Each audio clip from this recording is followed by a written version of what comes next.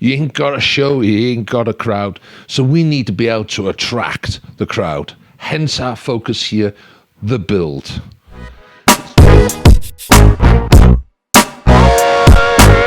Welcome, folks. Welcome to my channel, the Street Magic TV channel, a focus on street performing, busking, sideshow entertainment, and as well as the bizarre and paranormal. Students and people I've worked with over the years, we've always swapped ideas and thoughts around how to attract our crowd.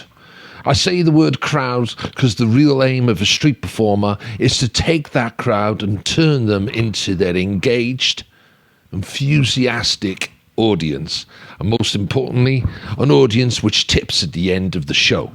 This week we're looking at the build, and if you've got any questions, do add them below. And there's a whole variety of different techniques that we can achieve.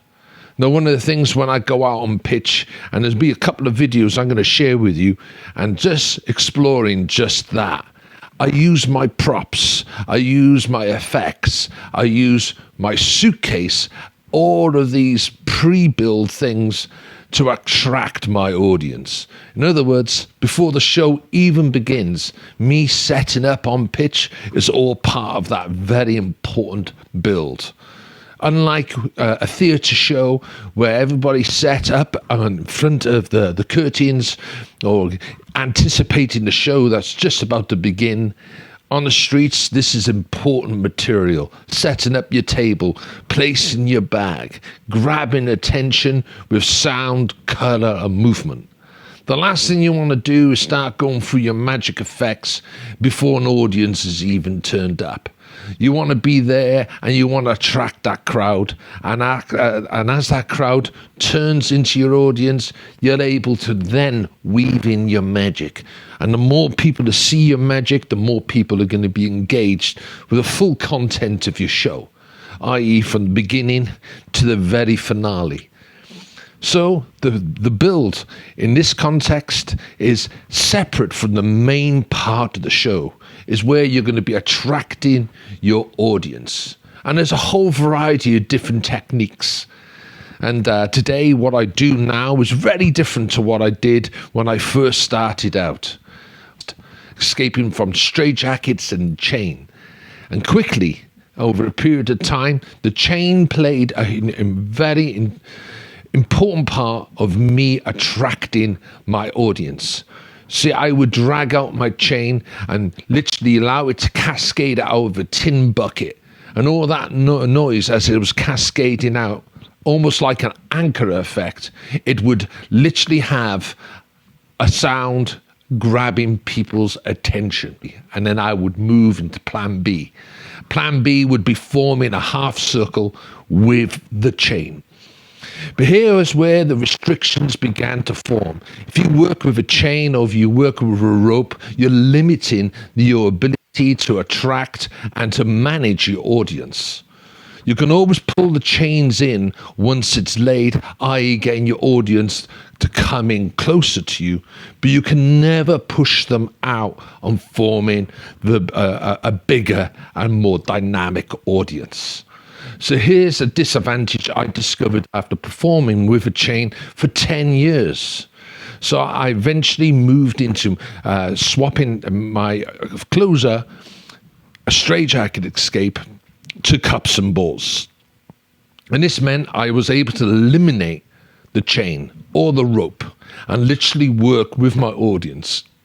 And being able to manage my audience as and when I needed, which is integral in regards to your build. So like I say, there's all sorts of different techniques to this. If you're ever watching or you study other performers, circus performers, they'll often use what we call is clap and whistle. And that's literally getting your audience to do the work for you. You attract the initial crowd and you've turned them into your audience, and now you're going to get them to clap, whistle and cheer, making a lot of noise and engagement, almost as if they're playing a trick and playing along with you in order to attract even a bigger audience.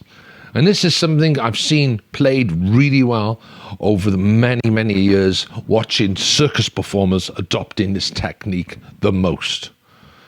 And the one that I love most of all, and in some ways it's the hardest one to master of all, and it's what I do now, and that is using curiosity. Using sound, color, and movement to create curiosity is a vital key in attracting our audience. And this is why we gravitate back to how we set up our props. Literally being engaged with our suitcase or the props that we have to hand. And if we don't, we're literally using our own physical theatre and getting into character and allowing the audience to see our character right from the offstart. And this is all happening before you're doing your very first effect. Stop! That's never worked before. Welcome to the show, front row seat. Yeah. We come to see the Magic Man, magic show. Need to tidy myself up. Here we go.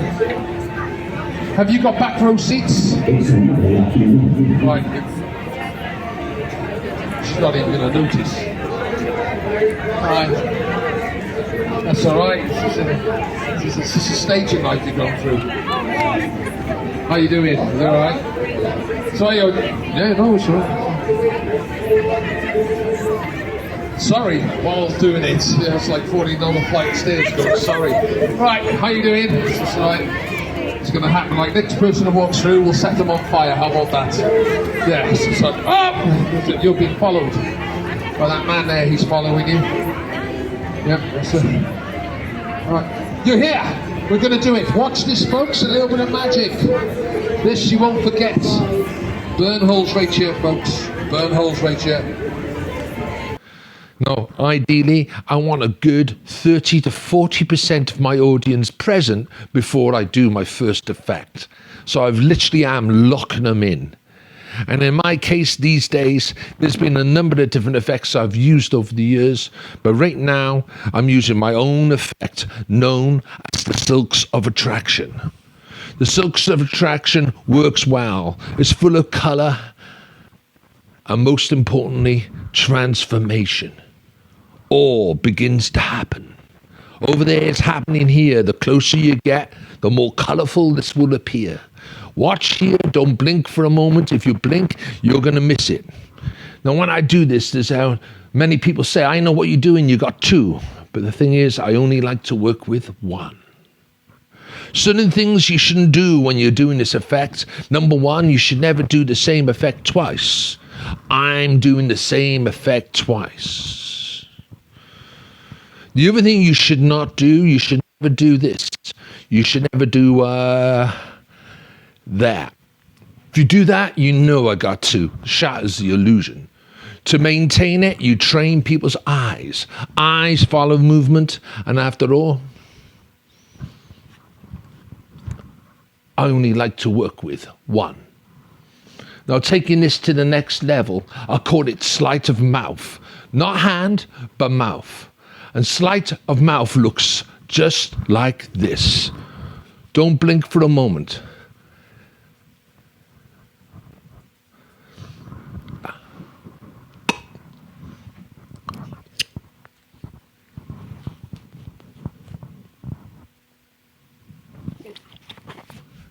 Sleight of mouth. The other routine is the ambitious card routine, often used on various different locations. There's a whole host of things that you can do. Perhaps you have some ideas of your own. Perhaps you'd like to share your idea of what you use as your first opening effect to attract an audience. When I was working in Las Vegas on Fremont Street, one of the things that a lot of my colleagues were using out there was the spinning card. A spinning card that would spin around their bodies and it would spin. It would seem levitating right before their very eyes. And this would grab attention. Now that worked really well in Fremont Street, but it wouldn't work on another pitch, say in the UK, perhaps at a festival, partially because of the dynamics, But the dynamics at every single pitch we go to does change. And this is where the street performer needs to be able to be that chameleon. So we go into this in deep during our Zoom sessions, a membership program that you can sign up to. My own background these days, I'd like to say, I was street performing, busking for the best part of 3 decades. And this has opened up more doors and taken me around the world to more different places than I could ever have hoped for. And now I find myself doing Sideshow. I find myself doing festivals, being booked to do bizarre events and magical wizardry and paranormal shows as well. And all of it comes from my roots as a street performer, and now I walk hand in hand with the allied arts of street theatre, which in my mind is street performing, it's busking, it's sideshow, it's paranormal entertainment, it's the whole shebang of bizarre alternative magic. And this is one of those things that I absolutely love. Crescendo, here we go. Up.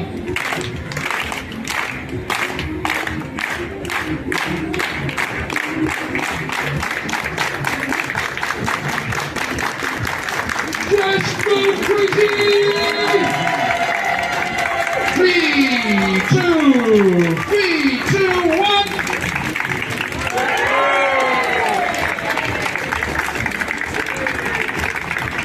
Street theatre belongs to everybody. Streets belongs to all. And all are welcomed, and therefore it's a colourful celebration of magic, entertainment, and the arts. If you've got any questions, do add them below and I'll get back to you. My name's Mario Morris and welcome to this focus, and I'll be coming to you once again very shortly.